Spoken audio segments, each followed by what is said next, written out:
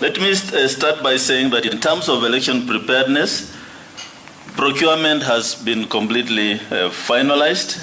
What we are doing now is the printing of ballot papers, which is ongoing. Today, I'll be taking a few commissioners with me. I'll leave you, I think, Vice Chair and 2 or 3 others to continue this conversation.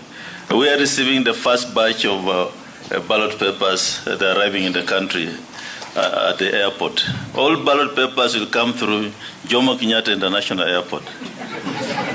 There are no ballot papers from Uganda or anywhere else.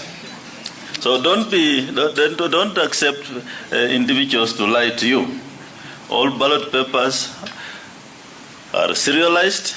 We are only printing ballot papers to the tune of 22,120,258, which is the number of registered voters per every elective seat. So you multiply that by the 6 elective positions and you'll get the total number of ballot papers which are being printed. So there's no additional ballot paper. We know very well that there's never 100% voter turnout.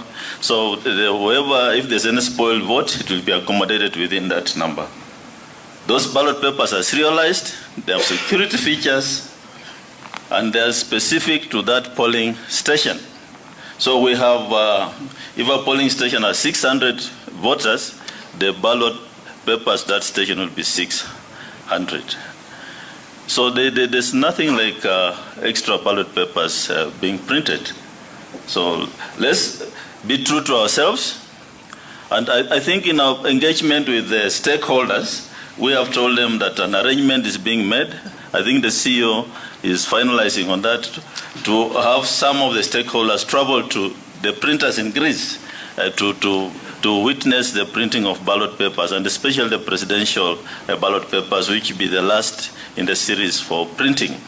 So that transparency is there. The tender was done in an open, transparent manner. The commissioners and myself are not involved in the tendering process. It's a management issue, and I believe it was tested in the dispute resolution systems.